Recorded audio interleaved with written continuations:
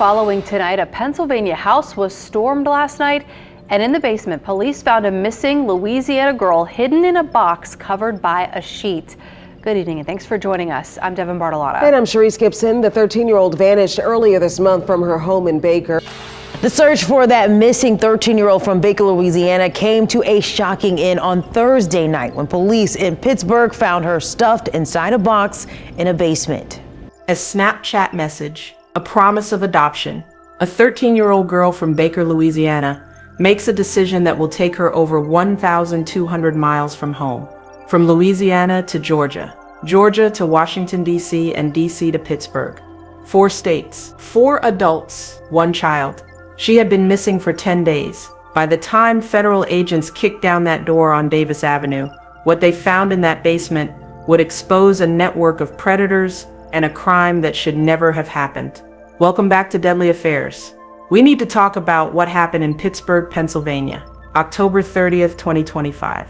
That's just days ago. But more than that, we need to talk about how a 13-year-old child from Baker, Louisiana ended up over 1,000 miles from home, trapped in a basement, hidden in a box. Because this didn't start in Pittsburgh. This started way before that. This started with a child who was looking for something, looking for someone to care, looking for safety, looking for a home. And that's where my first question comes in. Why is a 13-year-old baby on social media telling strangers she needs to be adopted? What is happening at home? Let me break this down from the beginning. So he used Snapchat to lure a 13-year-old girl from Louisiana all the way to Pittsburgh so that he could take advantage of her for a week. This is 26-year-old Keyshawn Crumpty. He met her on Snapchat and convinced her that he would take care of her and then have somebody where he lives that is a trusting adult to adopt her. Mid-October 2025, Baker, Louisiana. Small city right outside Baton Rouge. That's where she lives with her family. 13 years old, 8th grade age. Still a child by every definition. But she's on Snapchat. Now y'all can call me old-fashioned all you want, but no child of mine is getting on Snapchat at that age. She connects with a man named Keyshawn Crumpty. He's 26 years old, and he tells her exactly what she wants to hear. He tells her he can help her get adopted by a trusted adult. Now that's where I had to pause and think again. Why is a 13-year-old looking for adoption? That tells us something, doesn't it? That tells us this child was searching for something she wasn't getting. Whether that's love, safety, stability, attention, something was missing. Something pushed her to the point where she's online looking for a way out of her current situation. And I'm not saying this to blame her family. I'm saying this because we need to understand how these predators work. They don't just randomly pick children. They study them. They look for the ones who are vulnerable, the ones who are hurting, the ones who are searching. Keyshawn Crumpty saw an opportunity, and he took it. So this child makes a choice. She decides to leave Baker, to go meet this man who promised her a better life. But she didn't get on a plane. She didn't drive herself. She's 13 years old. So how did she get from Louisiana to Pennsylvania? Now let's explain the link up. On October 20th, 2025, Greyhound bus station in Baton Rouge, she will meet a man there named Ronald Smith. He's 62 years old.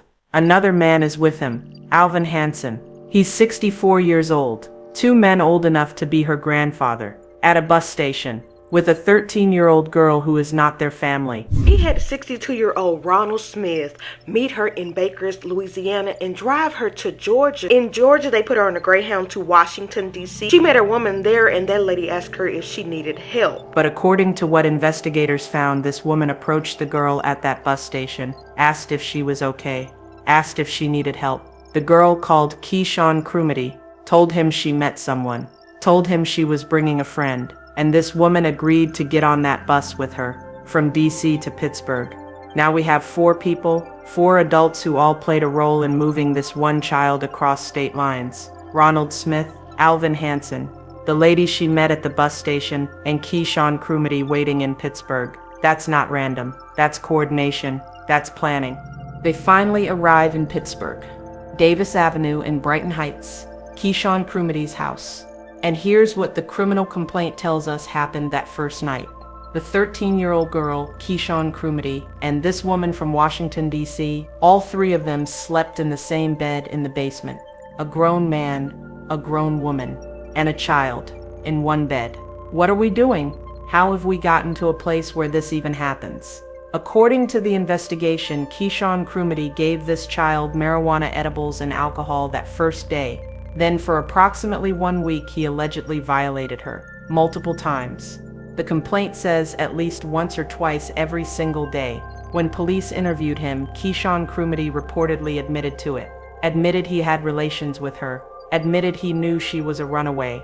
Admitted he knew what he was doing would get him in trouble. He knew she was a child. He knew she was missing. He knew it was wrong.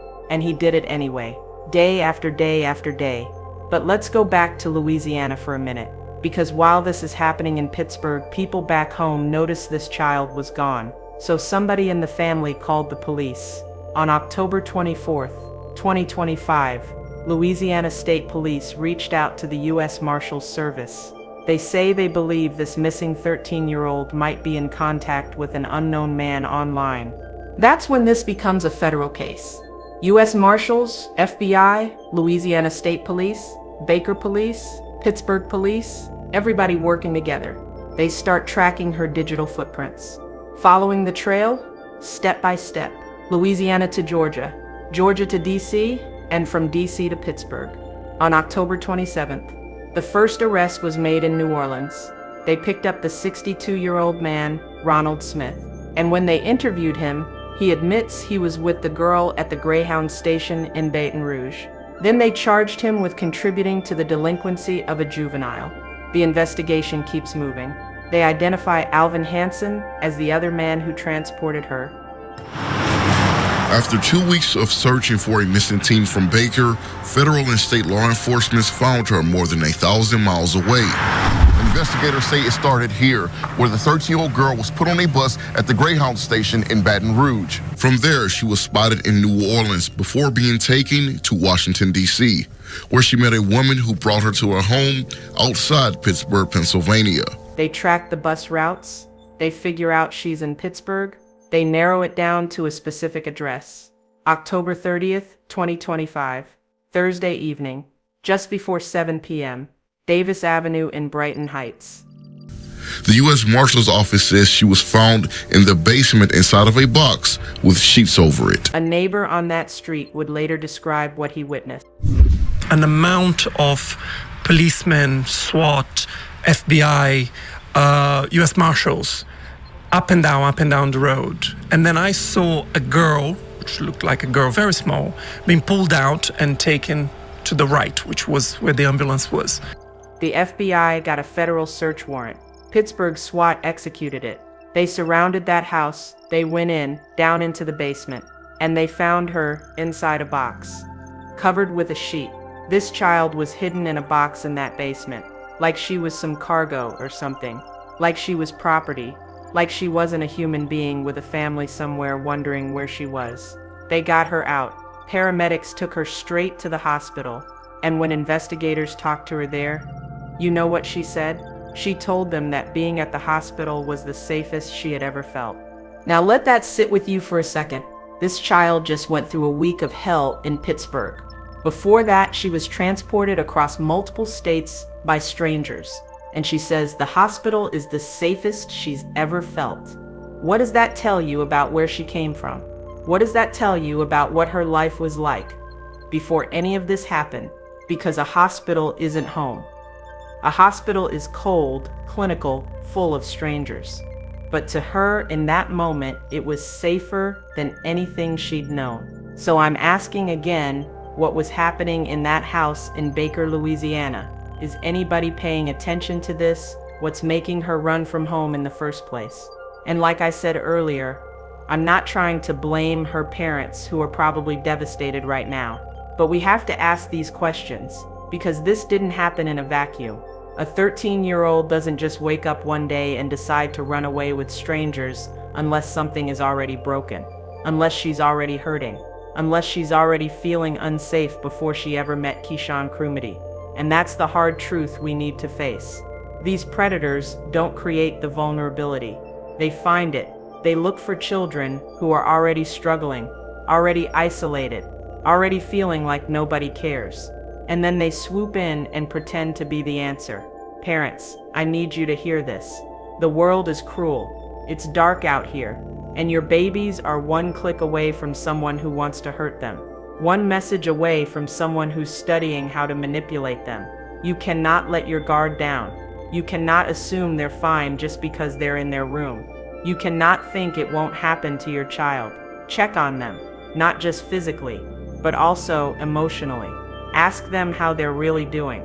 Create a space where they feel safe enough to tell you the truth.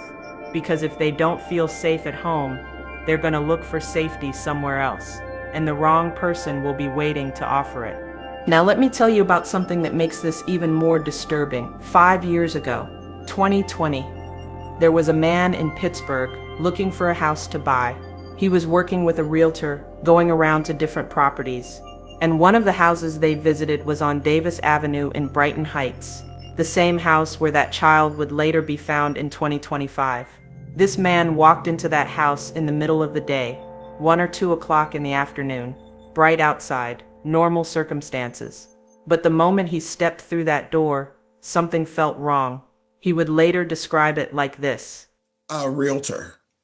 She and I went to a house, Davis Avenue in Brighton Heights. Davis Avenue in Brighton Heights. I'll never forget it. We went into this house, and from the entry of the house, I just said, something ain't right. Something ain't right. I got a real bad feeling in that house. It was literally the middle of the day. It was like 1 or 2 o'clock in the afternoon. So it wasn't dark out or anything like that. But when I went in that house, I swear to you, when I walked in that house, it felt as if I was in a place that wasn't safe. And it felt like it was dark, like it got dark. And I know it wasn't dark outside. It's not dark. It's 1 or 2 o'clock in the afternoon in the middle of the week. It was just dark. Something just was not right. I was like, And I have talked to y'all about this. When I was looking for my stuff, my realtor kept saying to me, you would make a fantastic real estate person. And she did that the whole time we were doing. And I was like, And that house always come up. I was like, I don't like this. I like, the pretty houses, yeah, but I don't like this. And my whole thing was always about an ugly basement. I don't want to be in an ugly basement. I'm not going to buy a house that got an ugly basement. My basement got to be a certain type of way, or that's going to be a deal breaker. This house, I wouldn't even look at the basement because we just went, and I'm telling you, it was just so freaky, and it smelled like cats. I'm allergic to cats. He said when he entered that house, it felt dark, not physically dark, because it was the middle of the day, but dark in a way he couldn't explain, like the house itself had something wrong with it. He never went back, but he never forgot it either. For 5 years, he remembered that feeling, that darkness, that sense that something was deeply wrong with that place. Fast forward to October 30th, 2025. He's scrolling through the news. He sees a story about Pittsburgh, about a 13-year-old girl from Louisiana found in a basement. And then they show the house. Davis Avenue, Brighton Heights, the same house, the exact same house he walked out of 5 years earlier because something in him said, get out. And now he knows why. Now he understands what he was feeling. Because in that basement he refused to enter, that's where they found her. That's where Keyshawn Crumedy kept that child for a week. That's where she was hidden in a box. Sometimes your spirit knows things before your mind can process them. Sometimes you feel danger before you can name it. And that man felt it. 5 years before this happened, he felt it. But a 13-year-old girl didn't have that choice. She didn't get to walk away. She didn't get to say no. Something feels wrong here, because by the time she got to that house, she was already trapped. So let's talk about what happened after the rescue, because this story doesn't end when they found her. Keyshawn Crumedy was arrested on the spot. They took him to Allegheny County Jail. And the charges? Federal agents say that they discovered the child in a sheet-covered box after getting a search warrant. Kashawn Crumpley here is now facing multiple charges for this, including trafficking in individuals, statutory sexual assault of a victim between 8 and 11 years old, involuntary deviated sexual intercourse, and sexual assault with corruption of minors. Multiple counts. They denied him bail. He's sitting in that jail right now. And that woman from Washington, D.C.? According to reports, she was in that house when police raided it. She was there in the basement. But as of right now, she hasn't been charged. Why not? We don't know yet. The investigation is ongoing. Authorities say more arrests are coming. More charges are expected. But here's what we do know. 5 people were directly involved in this crime. And a 13-year-old child's life has been permanently changed because of their choices. She was groomed, exploited, and then sexually abused by strangers who found her online.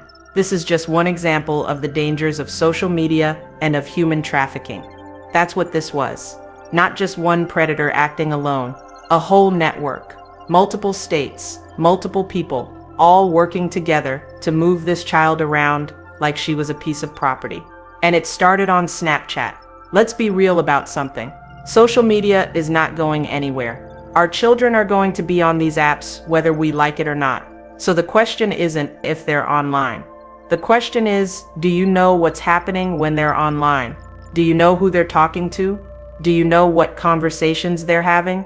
Do you know if someone is in their messages right now telling them exactly what they want to hear? Because that's how this works. Kashawn Crumpley didn't just randomly message this girl and say, "Hey, come to Pittsburgh so I can hurt you." No, he studied her. He figured out what she needed, what she was missing, what would make her trust him. And once he had that trust, he used it to deceive her. That's the playbook. That's how predators operate. They don't look like monsters at first. They look like someone who cares, someone who listens, someone who offers solutions to the problems you're facing. And our children, especially the ones who are already hurting, already vulnerable, already feeling invisible at home, they're the easiest targets. So what do we do about it? First, we pay attention. Know your child's emotional state. Know what they're struggling with. Know if they're withdrawing. Know if something has changed. Second, we create safety at home. Because if a child feels safe, heard, and loved at home, they're less likely to go searching for it from strangers online. Make your house the place where they want to be. Make yourself the person they want to talk to.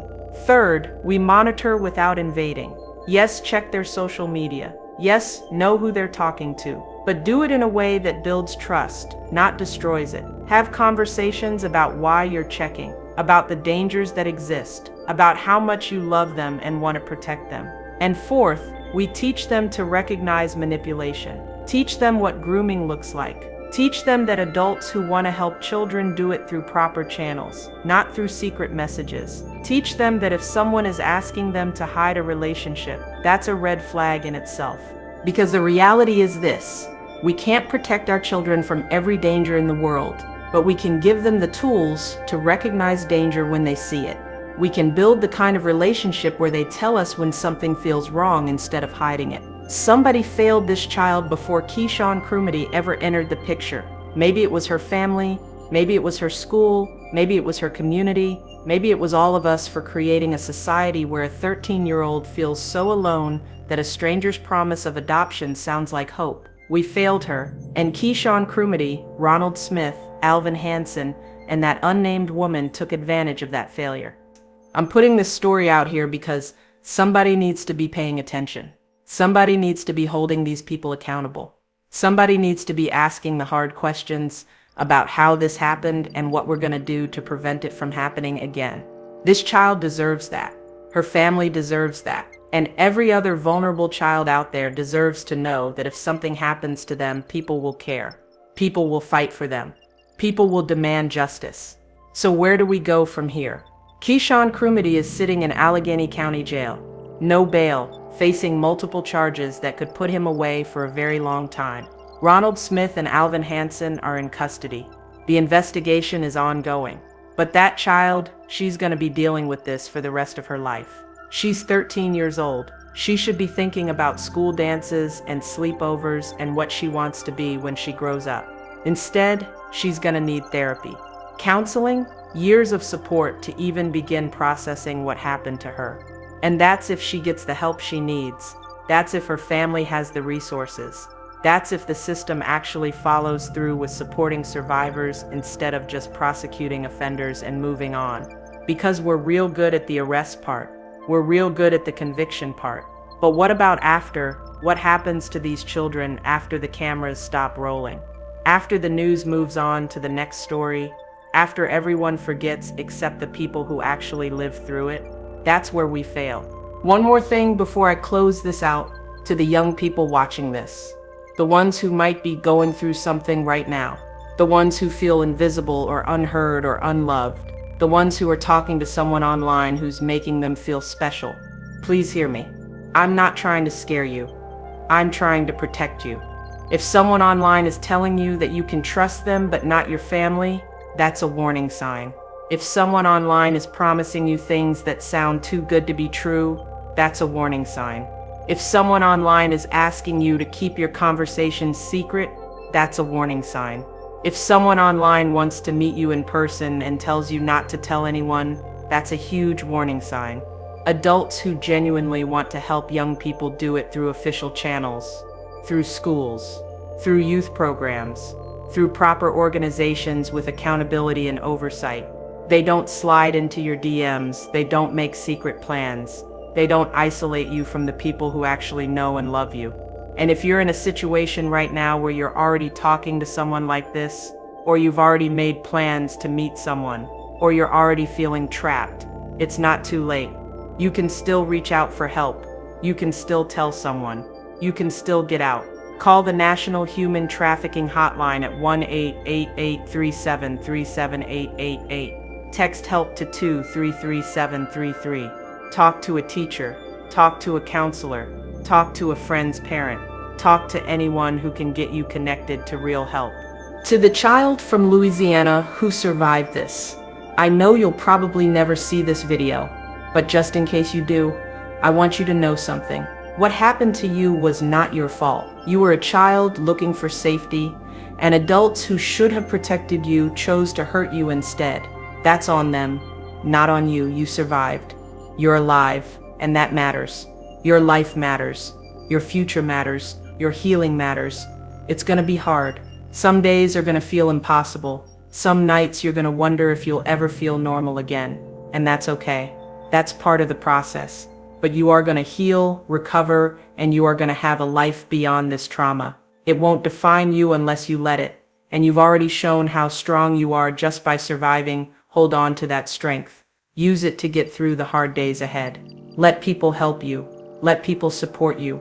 And know that there are people out here, people who don't even know you, who are fighting for you, who are telling your story because you matter, because what happened to you was wrong, because you deserve justice and healing and a future where you feel safe. To everyone else watching, share this story.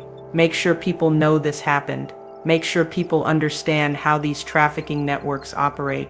Make sure other parents are educated. Make sure other young people recognize the warning signs. And most importantly, pay attention to the children in your life. Check on them. Really check on them. Create space for hard conversations.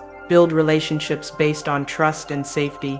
Because the next child could be in your family, in your neighborhood, in your school, at your church. And whether they survive or not might depend on whether someone notices them struggling and decides to do something about it. We can't stop every predator, but we can make it harder for them. We can create communities where children are protected, where warning signs are noticed, where vulnerable young people get help instead of being exploited. That's how we honor this child's survival. That's how we make meaning out of her trauma. That's how we prevent the next Kershawn Crumity from destroying another life. This has been Deadly Affairs. If you learned something from this video, if it made you think differently, if it pushed you to have important conversations with your own children, hit that like button. Share this with other parents who need to see it. Subscribe to the channel so you don't miss future cases where we break down what happened and what we can learn from it. Drop a comment and let me know your thoughts. How do we better protect our children? What resources are missing in our communities? What needs to change? And to the families in Louisiana and to everyone affected by this case, you're in our thoughts. We're praying for healing. We're praying for justice. And we're committed to making sure stories like this don't get swept under the rug. Until next time, protect your peace, protect your children, and pay attention to what's happening around you. This was Deadly Affairs. I'll see you in the next one.